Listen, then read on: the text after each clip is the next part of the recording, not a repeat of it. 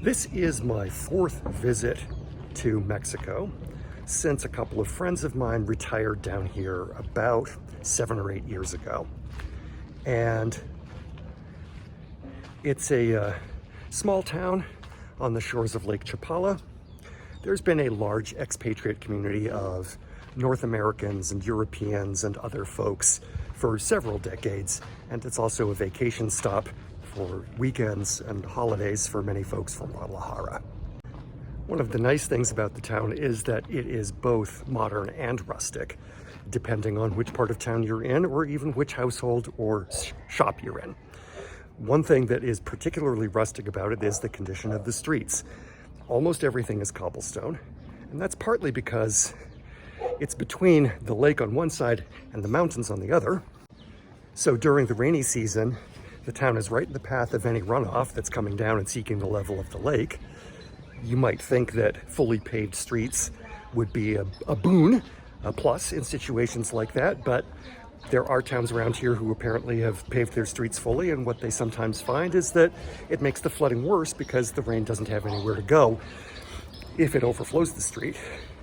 The cobblestones allow some of the moisture and the rain to dissipate into the ground below. By the way, feel free not to quote me on any of that. I'm just repeating things I've been told.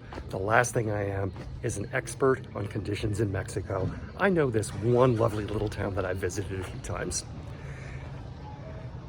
But back in 2019, on my second visit here, I thought I knew what to expect.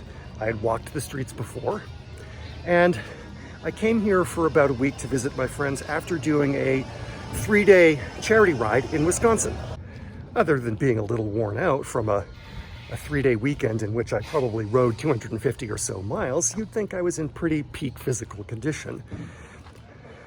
But walking back and forth around town just to get places with my friends who still owned a car at that point, so we weren't walking everywhere, I managed to bung my knee up. And as some of you know, my bad knee is the source of my motivation to get started on fitness and to keep at it. But this is my fourth full day here on this visit, and I'm walking everywhere, including back and forth to the gym that I'm training at while I'm on vacation, because gym is just time to get more work done. And I'm having very few ill effects. Well, how'd that happen? It's not because the cobblestones have gotten any different, it's because I have. Okay, what did I do? I applied the principle of specific adaptation to imposed demands. Knowing that I was going to be coming down here, knowing that I wanted to be able to walk, knowing that I didn't want to get injured the way I got injured a couple of visits ago, I extended my walking at home. So I've just been putting more time in to walking in general. It's not the same thing as my bike riding. It's not the same thing as my gym time. It's an activity of its own that requires some preparation, and I've put myself on that plan. Ergo, this is the fourth day in a row when I'll be breaking 10,000 steps, and after a while the knee needs some time off, but it also recovers pretty quickly. Some of you may be wondering why I'm not using the sidewalks more often. Well, I'm using the sidewalks too, and they have their own interesting issues depending on which homeowner or public utility is maintaining that particular stretch of them. But meanwhile, my gym walks are taking place before dawn.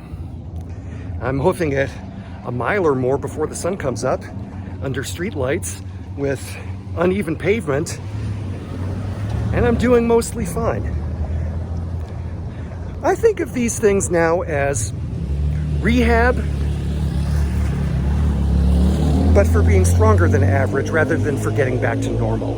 I'm just trying to push my normal to slightly better heights. None of this would be very remarkable if I were 20 or 30 years younger, but given that I'm coming back from injuries and at the age I am, it's pretty darn good. And as always, you'll notice that there's a little bit of a limp in my stride. This is about step 9,000 for me right now, but I'm going out and getting more walking done because I'm enjoying it. It's kind of amazing to be in a position to know how to not only take good care of myself, but how to improve myself for situations that I want to be able to tackle head on. Hey fam, if you've made it this far in the video, first of all, thank you. Second of all, if this video or any of my others have entertained you, made you smile, taught you something, given you some support on your own journey for mental or physical health and fitness, please consider subscribing to the channel. And if that's too much of a commitment right now, please at least give it a thumbs up.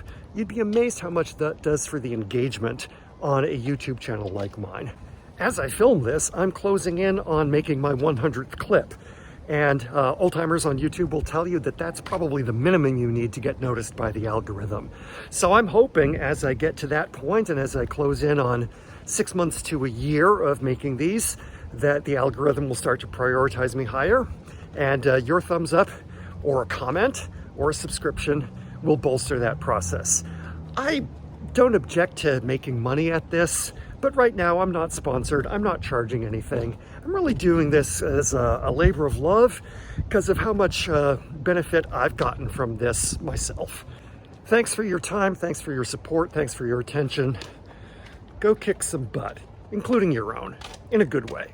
Love ya.